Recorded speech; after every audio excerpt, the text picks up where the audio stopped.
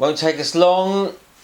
Get to 1,000 subscribers. I'll stop making ridiculous grunting noises every time I sit down and stand up, but I am 55 now, so it's going to be a bit of an effort, isn't it? But if you can subscribe and you don't mind, please, it's right down in the corner there. Press the subscribe button.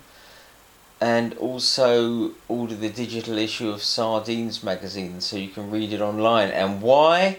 Well, let me give you 2 good reasons.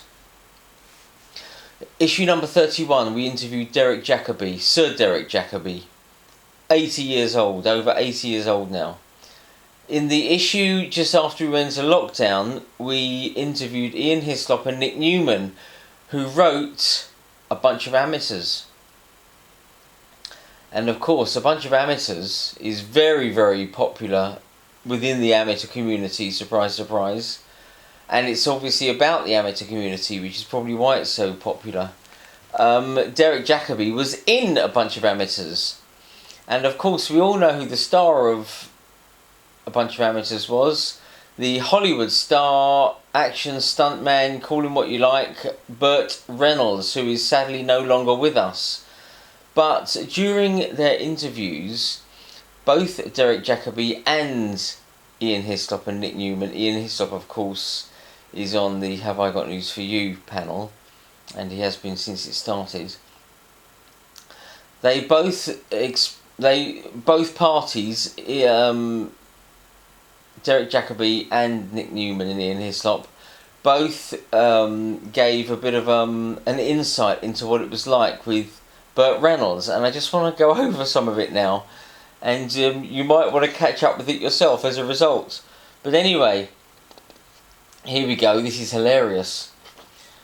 First of all, Ian Hislop. I'm just going to read this from their interviews, okay? Ian, we did the film with Burt Reynolds, which was just a complete eye-opener. You've no idea how mad he was. We then rewrote the whole thing, really, to incorporate just what we'd found out about Burt and put it into the play, which is when they adapted the film for the stage, which was due to be touring the country during lockdown, but it had to be pulled.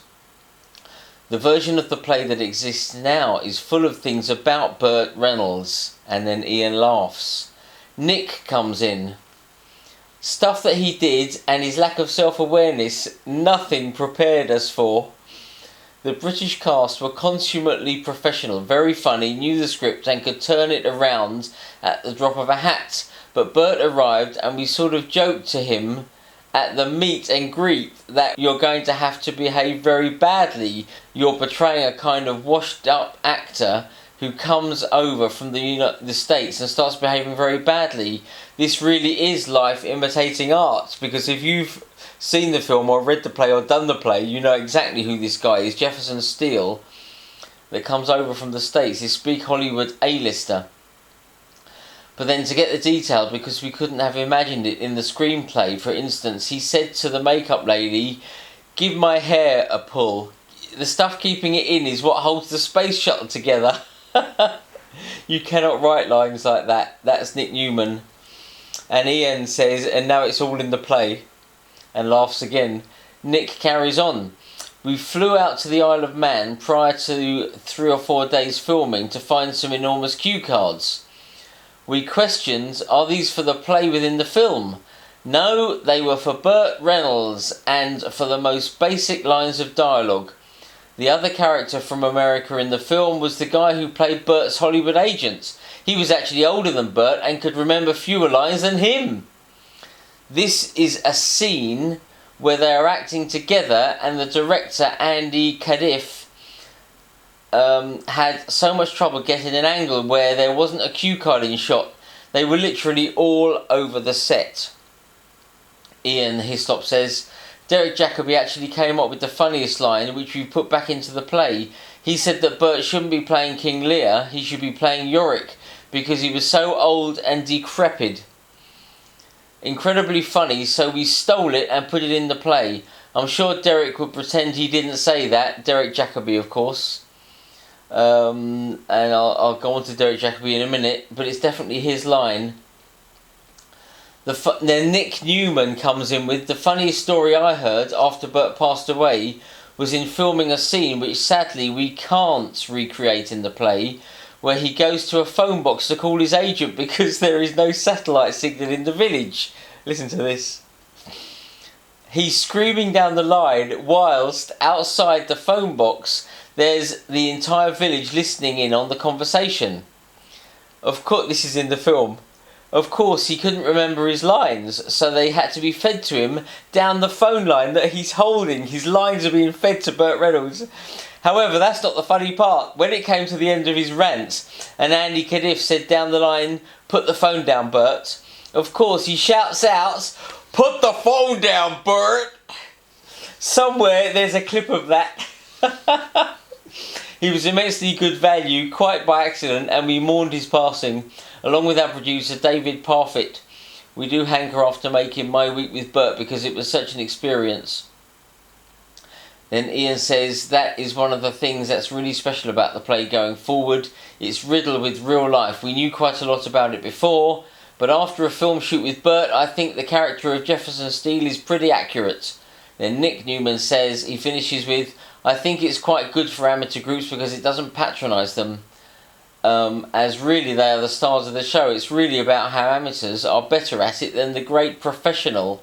Absolutely. Now, when we interviewed Derek Jacobi, who of course you've got to remember it was acting in the film alongside Bert, Derek says, we said, how close do you think a bunch of amateurs came to mirroring a typical village Am-dram society? And Derek Jacobi, who's 80 years old, so what are you going to do? You're going to sack Sir Derek Jacobi? I don't think so. One of the greatest screen actors of our time. I loved making that film and we all had such fun, but there were some great actors in the film, although we had problems with him, meaning Burt Reynolds. Because of the rest of us, of course, we're all company actors. Some were pretty well known, but company actors nonetheless, so we loved him up, and one day he turned on us all, and that was just horrible. He was a typical American. I remember in Much Ado About Nothing, the way Keanu Reeves and Denzel Washington would come onto the set, and Burt was exactly the same. Apparently Keanu would stand facing the wall for half an hour getting into the part, while Kenneth Branagh, who could be laughing and joking one minute and the next, alright everybody, and turn around on a sixpence and do the shot. Americans need space and silence, bless them. And one day we were all joking around and Burt Reynolds screamed at us. We didn't pay too much attention because we had been giving him everything. The man was a zombie. That film could have been marvellous, but his performance was ... He was a total zombie because he was on pills, antidepressants, anti-pain. He was held together with pink string and sealing wax. This is from Derek Jacobi. He had over 40 injuries throughout the course of his career, and he had a corset on, and it took him half an hour to get his costume over the top. He was almost a dead man walking, so we'd love him up, and then he suddenly spitefully turned on us because we were all being a bit naughty. At one point, I had to have one of his lines written on my chest. It was a shame. And then Derek says, going back to My Week with Marilyn, because obviously Nick says we should do a week with Bert. And Derek Jacobi was also in the film My Week with Marilyn, which is about Marilyn Monroe with Eddie Redmayne. Michelle Williams, who played Marilyn Monroe, also had people, and you had to get to her, to speak to her, you had to go through her people first. But that's so funny, isn't it? That's so funny. And I know the scene that Derek's talking about. He's talking about the hospital scene where Jefferson has to go into the hospital ward, and we have another guy that we know that writes for us sometimes, Richard James, who's an actor, a professional actor, and he said there were cue cards all around the set.